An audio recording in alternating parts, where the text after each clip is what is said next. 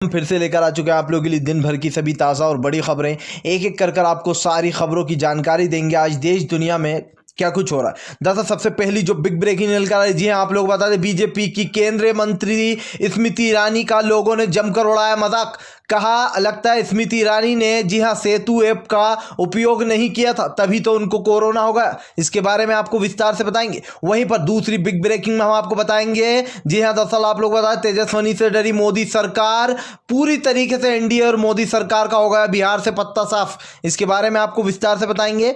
वहीं पर तीसरी बिग ब्रेकिंग में हम आपको बताएंगे, जी न्यूज का मालिक आया रोड पर, 470 करोड़ डॉलर का हुआ है नुकसान। जी हाँ, पूरी तरीके से बर्बाद हो गया। ये वही जी न्यूज का मालिक है जो कि गोदी मीडिया को लगातार चलाता था। इसके बारे में आपको विस्तार से बताएंगे। वहीं पर चौथी बिग ब्रेकिंग में हम आपको बताएंगे, सेतु ऐप को लेकर विपक्षी पार्टियों ने बोला मोदी सरकार पर अपना हमला। कहा देश की जनता को कैसे बोल सकती है सरकार कि आरोग्य सेतु ऐप का जो है इस्तेमाल करो, जब सरकार को पता ही नहीं है कि ये ऐप किसने बनाई है। यानी कि सरकार ने झाड़ लिया, पढ़ लिया, सरकार ने बोल दिया हमें तो कुछ पता ही नहीं है किसने बनाई है ऐप।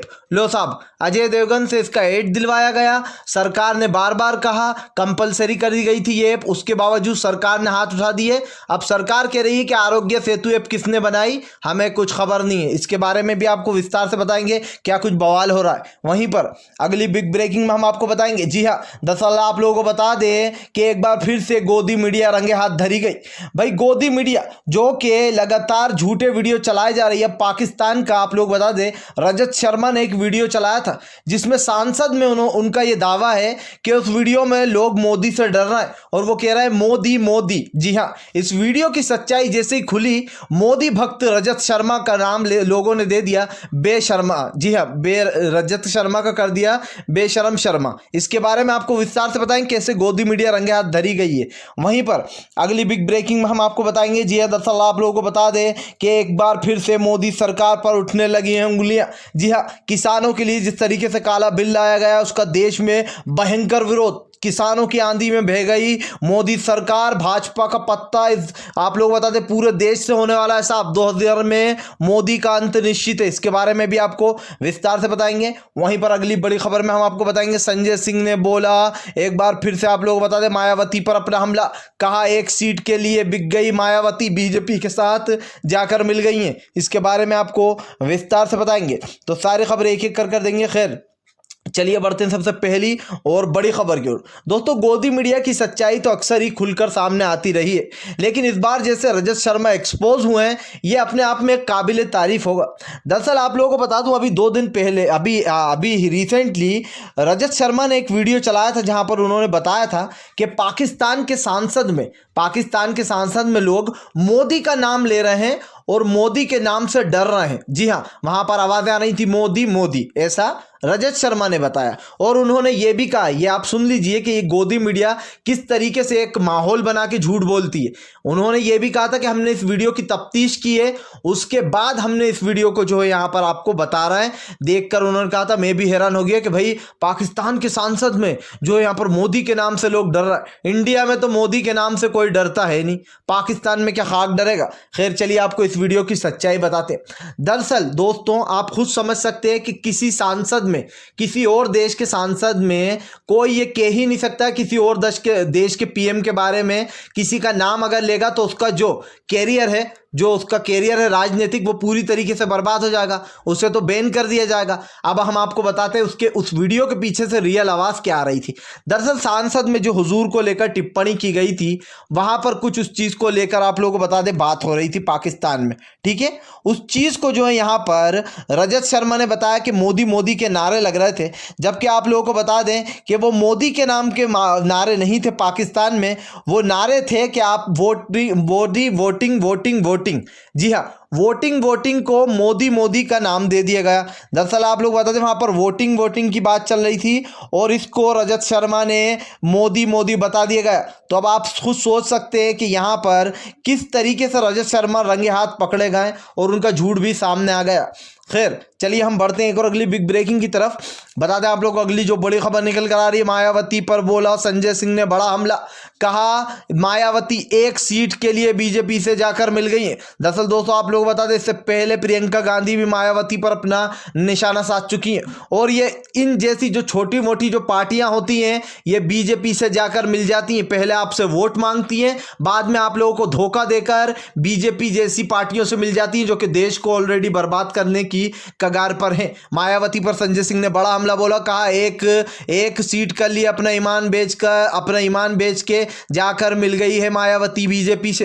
अब आप खुद सोच सकते हैं कि जो यहाँ पर मायावती किस तरीके से लोगों को धोखा दे रही है। खैर चलिए बढ़ते हैं एक और अगली बिग ब्रेकिंग की तरफ। बता दें आप लोगों को अगली जो बड़ी खबर निकल कर आ रही है, आरोग्य सेतु ऐप से सरकार ने हाथ उठाए तो सभी विपक्षी पार्टियों ने उठाया सवाल।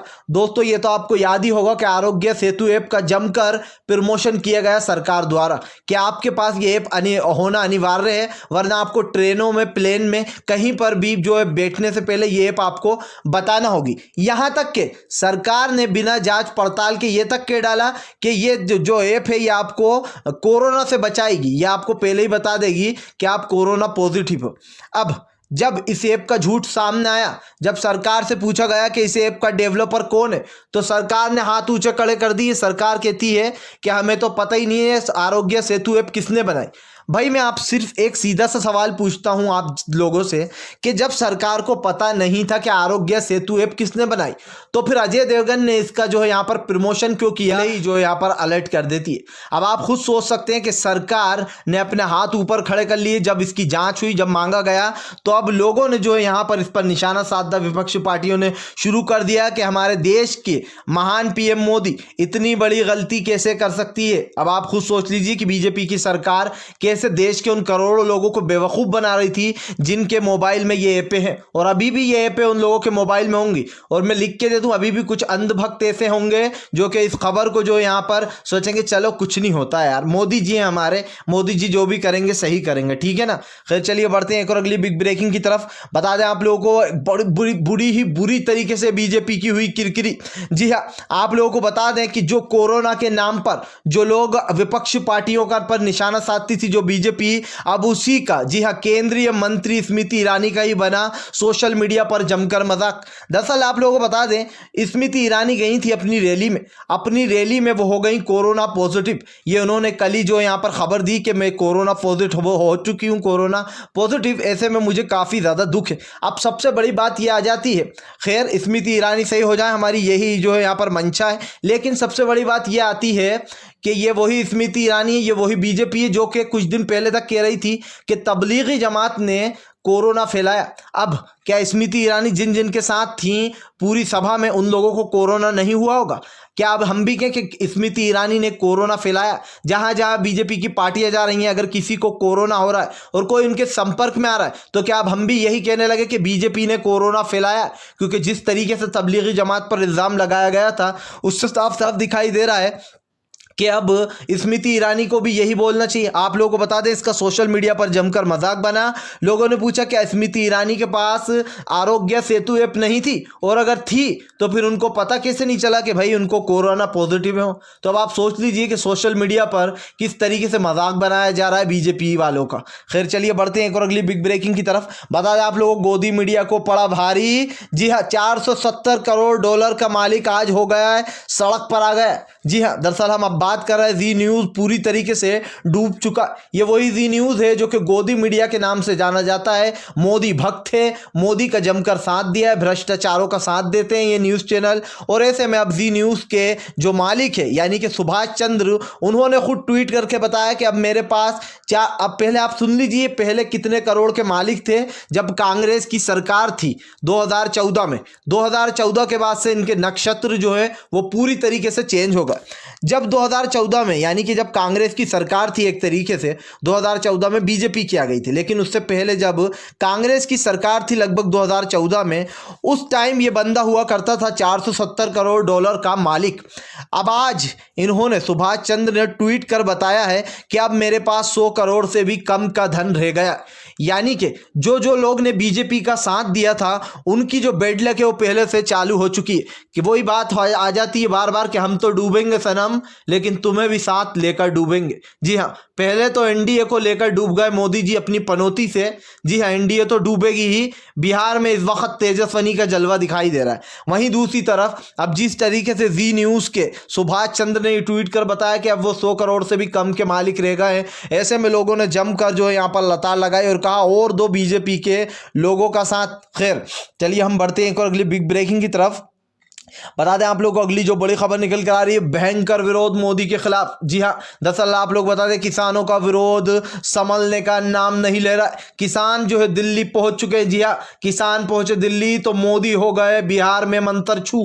दरअसल आप लोग बता दें किसानों का 5 तारीख को भारत बंद का ऐलान। 6 तारीख तक रेल की पटरियों पर से 6 नवंबर तक नहीं हटेंगे किसान। किसानों का साफ ऐलान, जब तक काला कानून वापस नहीं लिया जाएगा, कुछ भी हो जाए, ट्रेनों की पटरी हो या कहीं पर से भी पीछे नहीं हटने वाले किसान। दरअसल आप लोग बताएं जिस तरीके से किसानों के लिए काला बिल लाया गया है, इसका भयंकर विरोध देखने को मिल रहा है देश में। और ये बात साफ हो गई है कि मोदी सरकार को लेकर लोगों ने, विपक्षियों ने निशाना साधना शुरू कर दिया है। जिस तरीके से आज किसानों के लिए काला बिल लाया गया है, जिस तरीके से रंगे हाथ आरोग्य सेतु ऐप में घोटाला हुआ है, करोड़ों रुपए का घोटाला हुआ है, ये बाद में आपको पता चलेगा। क्योंकि जिस तरीके से इसके एडवर्टाइज किया गया है, जो भी एडवर्टाइज का पैसा है उसका एक हिस्सा किसके पास गया होगा, ये आप लोग अच्छे से जानते हैं और आप इतने समझदार तो होंगे ही। खैर अगर आप भी शांतिपूर्ण ढंग से पीएम की इन सभी गलत नीतियों का दिल से विरोध करते हो तो इस वीडियो को दिल से लाइक करके हमारे चैनल को सब्सक्राइब करके अपना समर्थन जरूर दर्ज कराएं।